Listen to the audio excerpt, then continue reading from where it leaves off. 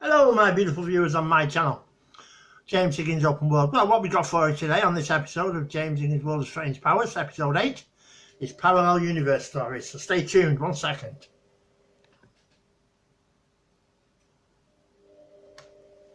In 2009, a guy named James Richards was driving home from Turlock with his dog. He was driving through a beautiful scenic location when his female dog felt like peeing. Soon after he let her female dog pee, he listened to a voice of barking. He followed the voice and saw his dog chasing a rabbit. While following them, he tripped and fell unconscious in the rabbit hole. Wow, just 1 second. Right, I will have to read this bit. There's a problem with my computer. So, when James came back to the senses, he was next to an odd machine and a man named Jonas who claimed to have found his unconscious body. He told James that he is now in a parallel Earth which belongs to some other dimension in the same space.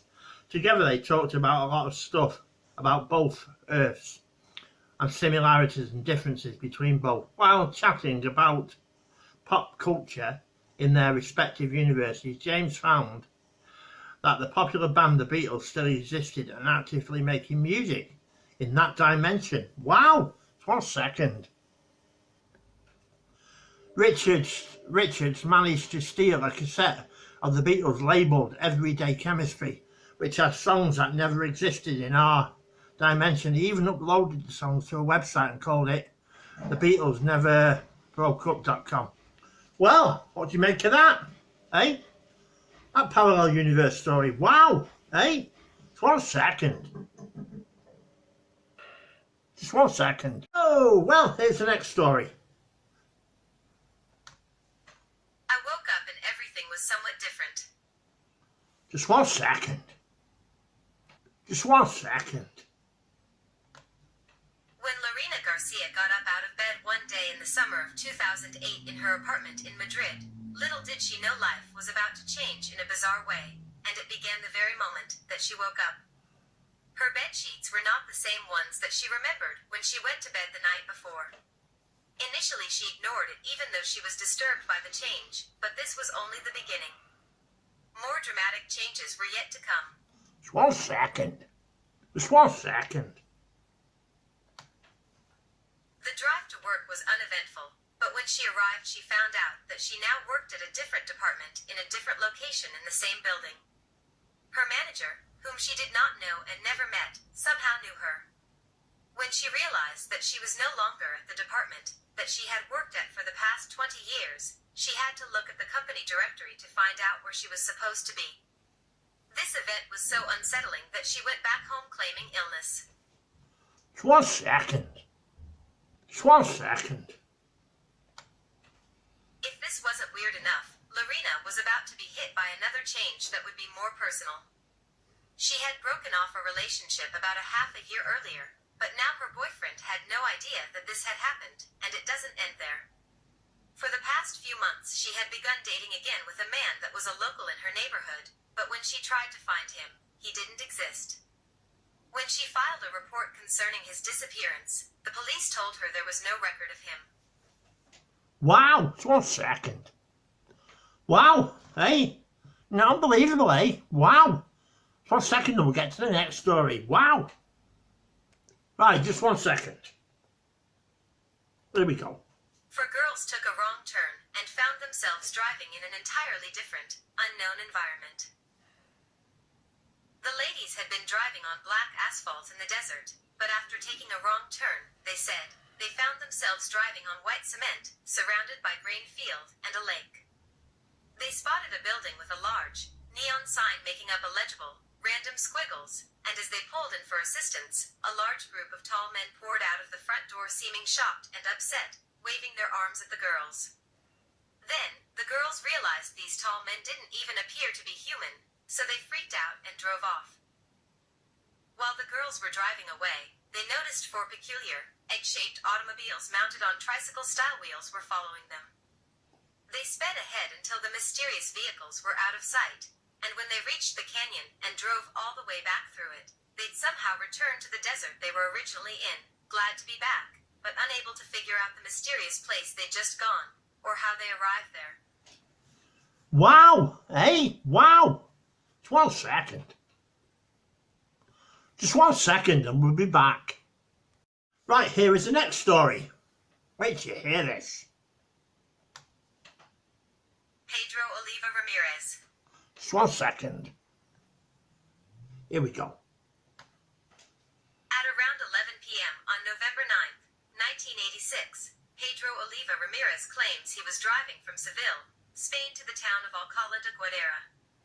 Being no stranger to this trek, it came as a shock when he allegedly went around a curve and found himself driving on an unfamiliar, straight, 6-lane highway.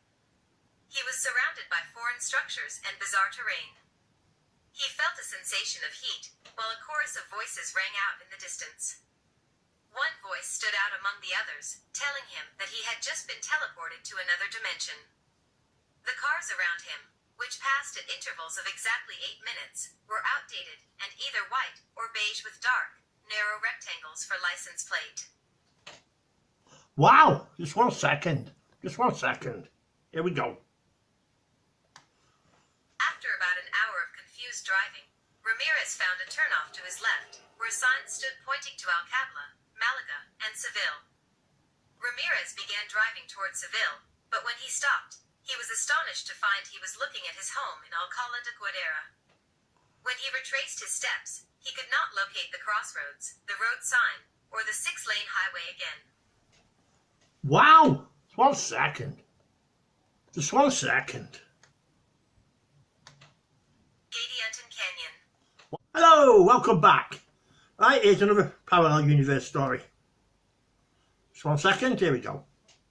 In the September 1956 issue of Fate magazine, there was the curious story of a woman who apparently shifted into another parallel universe in 1934. According to the report, in the fall of that year a woman by the name of Miriam Golding had a profoundly unusual experience while riding an elevator with her fiancé in Chicago. The elevator was crowded, and when Miriam made a mistake and got off at the wrong floor, she found that she could not push her way back and past the throng of people, and resigned herself to waiting for the next one. That was when she looked around and was startled to realize that she was no longer in the store at all, but rather an expansive train station. Just 1 second. Just 1 second. Here we go.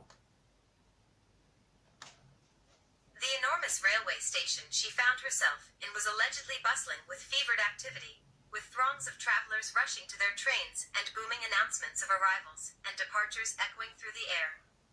There seemed to be no way this busy place could have any connection whatsoever to the music store she had been in moments before. The confused Miriam made her way to an information booth to ask where she was, but found that the woman working there completely ignored her, as if she weren't there at all. Perplexed, Miriam followed a series of signs pointing the way to the street outside, and she emerged out into a mild, sunny afternoon that seemed to be in the midst of summer rather than fall, in a place that was most certainly not Chicago. Just 1 second. Just 1 second. She wandered about in confusion, and noticed that everyone around her seemed to completely ignore her, and walk on by as if they did not even see her. At some point she claims that she saw a confused-looking boy standing in the sidewalk similarly being passed on by people who seemed to have no idea he was even there, and Miriam approached him wondering what was going on. The boy was able to actually see and respond to her, and looked in her direction, the first time anyone had acknowledged her presence in this strange, surreal place. As she approached, the boy seemed equally relieved that he was visible to Miriam, smiled slightly, and purportedly saying, "I guess they let you off at the wrong stop, too."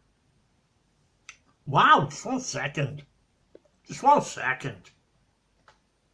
The two lost people walked together down the street in confusion, the whole time completely ignored by those around them, and the boy told Miriam of what had happened to him. He claimed that he had been playing tennis in Lincoln, Nebraska, in the United States, and had gone to the locker room to change his shoes. When he had gone back to the courts to play some more, he had found that the tennis courts that had been there moments before were now gone, and in their place was a huge train terminal, which had turned out to be the exact same station into which Miriam had enigmatically entered from the elevator. Wow, just 1 second. Just 1 second. The two allegedly kept on walking until they reached an open area that led to water, and over the waves they could apparently make out a sandbar with several women upon it chatting, and seeming to act as if nothing was beyond the ordinary. To Miriam's astonishment, one of the women was oddly her fiancé's sister. The women out on the sandbar seemed to notice them, and began waving and shouting to Miriam and her companion. This encouraged the boy to try and make a swim out to the sandbar, which did not seem so far, and which he was confident he could reach. Yet even though he was a good swimmer, it seemed that no matter how much he tried and pushed against the waves, he was unable to draw any closer to the mysterious sandbar, and he returned to shore in frustration. It was then that the sandbar supposedly suddenly vanished into thin air. Wow, just 1 second. Just 1 second. Miriam closed her eyes in exasperation, disappointment, and exhaustion, and then was overcome by the sensation of floating through space. After some time of this odd feeling of hovering in darkness, she claimed that she suddenly opened her eyes to find herself sitting atop a stool in the music store in Chicago, which seemed to be in the process of closing for the night, suggesting that she had been there for at least several hours. Disoriented, Miriam looked around for her fiancé, but could not find him, and decided to head back to his home. When she arrived, her fiancé was noticeably relieved, and explained that he had lost her in the store, and had waited for her to come to the right floor for a few hours before deciding to go back home. Bizarrely, the fiancé's sister, whom Miriam had seen on the mysterious sandbar earlier, claimed that she had seen Miriam in town, and had even called out to her, but that she had been too absorbed in talking to a young boy to notice her. Where did Miriam go during that time? Why should she see her fiancé's sister on a sandbar, while the sister had seen her in town, all while they could not reach across to communicate? Were they separated by strange barriers we do not and may not ever understand? It is a mystery. Just 1 second. Well, that's it for this episode of James Higgins' World of Strange Powers, episode 8, Parallel Universe Stories. I hope you enjoyed it, and thanks for watching. And I'll see you on the next one, episode 9. Keep watching James Higgins' Open World. Get in there.